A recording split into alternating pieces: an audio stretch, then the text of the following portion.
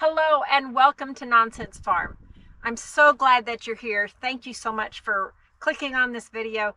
If you aren't already subscribed, I hope that you'll hit that subscribe button and also that bell so you'll get notified of all of the new videos that we produce around here. Today, I want to talk to you about why you should support local food producers and how you can support local food producers.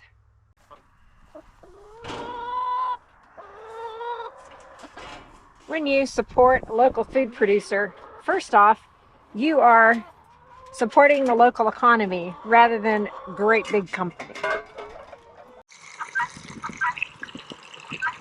Which also means when you support a local food producer, your food isn't traversing the globe before it gets to you. Do you really want to live in a world where just a handful of major corporations control the whole planet's food supply? I sure don't, and I don't think you do either. Local food is more thoughtfully processed.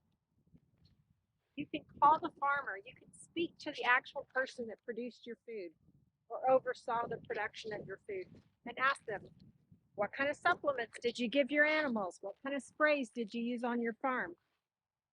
Also, when you support local food, you're not only supporting somebody's job, but you're supporting somebody's dream.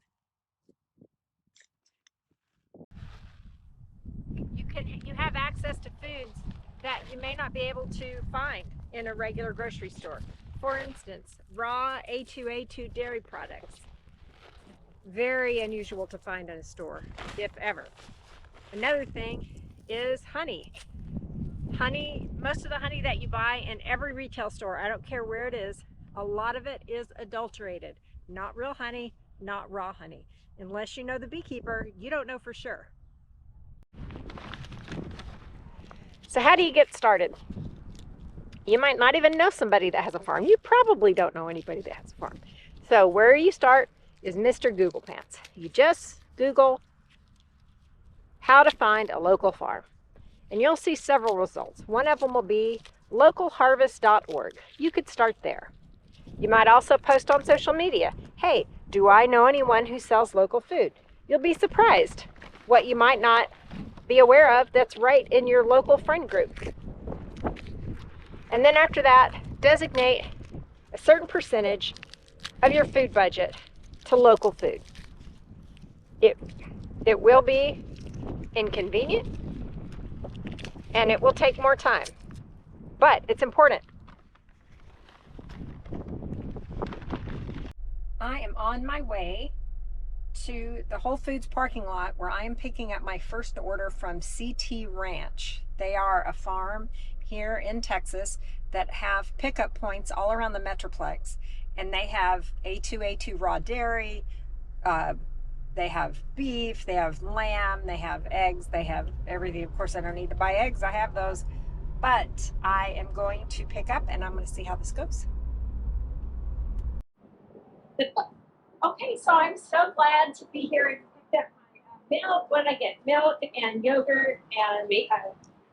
I got ground beef and breakfast sausage and cheese. I got cheese. Yeah.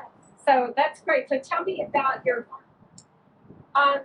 So we have been doing this 13 years.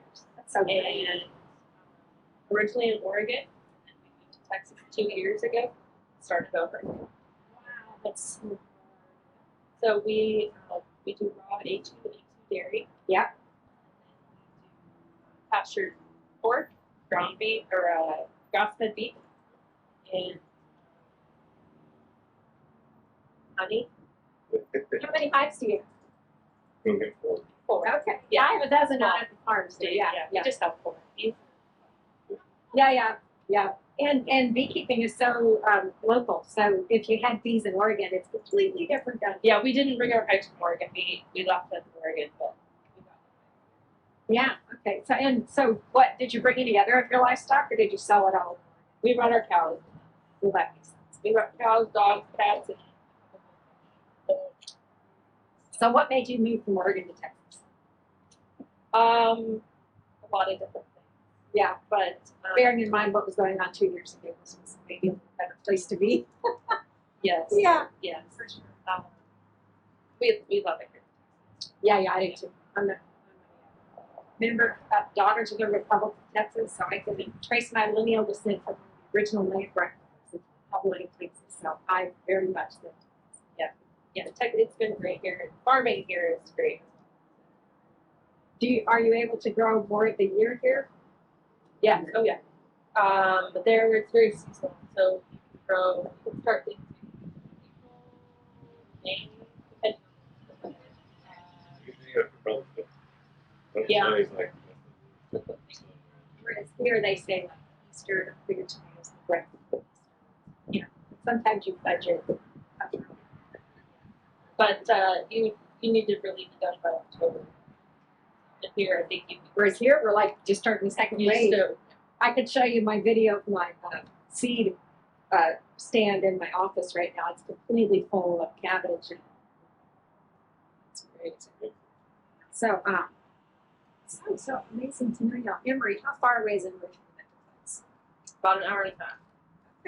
Yeah, so and how many drop-off points do you have?